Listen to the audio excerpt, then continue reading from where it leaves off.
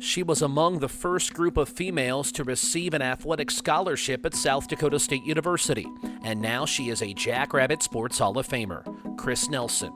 She played virtually everything during her time in yellow and blue. Softball was likely her best sport, as evidenced by a .390 batting average, which has not been topped over 40 years later. Nelson also starred on the hardwood. In basketball, she averaged a double-double as both a junior and senior, while also lettering in volleyball. Chris Nelson was more than just a phenomenal athlete. She was a trailblazer, one of the pioneers of women's athletics at South Dakota State. Chris Nelson, congratulations to you, a member of the newest class of the Jackrabbit Sports Hall of Fame. I want to just begin with this. Tell me how that feels when you hear me say that. When Justin called me, I was totally shocked, surprised, speechless, but very proud. I feel like my name is up there with a whole lot of wonderful athletes, student athletes. Yeah. Well, you certainly are very deserving. You mentioned when Justin reached out to you. Tell me about that conversation. What did he say and just how it went? He just called, and he had called earlier, and of course, through technology, my phone wasn't doing what it was supposed to be doing, and so we finally connected, and he just said I had some wonderful news and announced that I was one of the recipients of the Hall of Fame award. And like I said, I was just dumbfounded and speechless. And he goes, "Are you there?" And I said, "Yeah, I'm here, but not sure what I should be saying." So very, very proud, very proud. All right. I love to ask this question to everybody who goes in. Who was the first person, if you've told anybody, who was the first person you told, and what was their reaction? My sister and my brother, and they were pretty excited.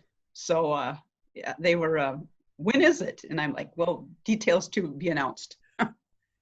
Chris, your story, and so many like you, the pioneers of women's athletics, because these days when we talk about standout student athletes in women's basketball or volleyball or name your female sport, heavily recruited, scholarship offers, and tape being exchanged and all these things. So I want you to tell me about your heavy recruitment to South Dakota State to play athletics. So I enrolled at SDSU, and when I got there on campus, we went to enroll for our classes, and it was in the barn, and they had tables set up around the outside of the basketball arena, and we would go to the different tables and pick up a computer card and then take it to one main place, and then they would put that through the computer and see if you were eligible for that class. So I was walking around, and I had gone to the far end of the barn, and it was the women's Fayette office. And so I walked in there, and I was just kind of walking around looking, and Sue Yeager and Ruth Marsky were sitting there. And they were both very instrumental in my development as a person and an athlete and as a student. And Marsky looked at me and she goes, "How tall are you?" And I said, "Well, 5'11". She goes, "I think you should try out for basketball and volleyball." And Sue Yeager says, "Yeah, and volleyball too." So I'm like, okay, fine. And I had dabbled a little bit in, it was 1972. Sports and athletics for women and girls in high schools was just getting going. And we really didn't have anything formal in my high school in Rapid City. I ran track, and that was just about it. But we didn't have basketball or volleyball. I played softball a lot during the summer. And so I enrolled in the classes, and they had a big sign out for tryouts for volleyball. So a bunch of us went and tried out, and I'll be darned, there was 2 freshmen that they picked, and I was one, and Mary Pat Liepelt was the other. So that was my recruiting story for volleyball. And it continued on to basketball. I love the game. I used to play, hoops out in the driveway with my brothers and the neighborhood kids. And we tried out for the basketball team, and Mary Pat and I, once again, were the only 2 freshmen on the team that year. And, we played, and that was our recruiting story. And softball came around, and we had played all summer, and that's what I did since I've been in about the 8th grade, is play summer softball. So we just tried out for softball, and a bunch of us made the team. So that, there was no recruiting going on in 1972. You mentioned a couple of names. When we talk about Jackrabbit athletics and some of the legendary figures of the past, certainly Stan Marshall's name comes to mind. I mean, Yes. his name's plastered on the building. You have names like Harry Forsyth, Jim Emmerich, certainly Jim Boer. But Ruth Marsky's name is right at the top of that list as well for her impact on women's athletics, and you got to see it firsthand. She was a remarkable woman. She had a passion for what she did. She loved every student that she had. She took to heart, how she taught, and a lot of the things that she taught in the history and principles of physical education class were the things that I remembered as I grew in my profession. And one of the things that I can always remember her saying was, if you're going to befriend anybody in your building, when you're a teacher, befriend the custodians. And the custodians were basically my best friends at the two schools that I taught at. And even at South Dakota State, Bill Lindsay was the lead custodian when I was there, and a wonderful gentleman, loved the athletes, took care of us all, made sure that we had, things to do. I was on the work study program and made sure that we had things to do. I would get up in the morning, and I think 2 or 3 days a week, I would come in the morning about 6 o'clock, and I would clean the women's locker room. And then in the evenings, I would check people in to go swimming at the pool. And that was my work study job, thanks to Bill Lindsay. Tell me about the deep and vast assortment of uniforms that you had. Sure. I knew that was coming. The equipment manager at the time was Lois, and I believe her last name was Schmidt. We always just called her Lois. I think it was Schmidt, but she was a wonderful lady. She took care of us. She cleaned our uniforms and, did all the laundry and everything. And then the uniforms that we wore for volleyball were the same uniforms that we wore for basketball, were the same uniforms that we wore for softball.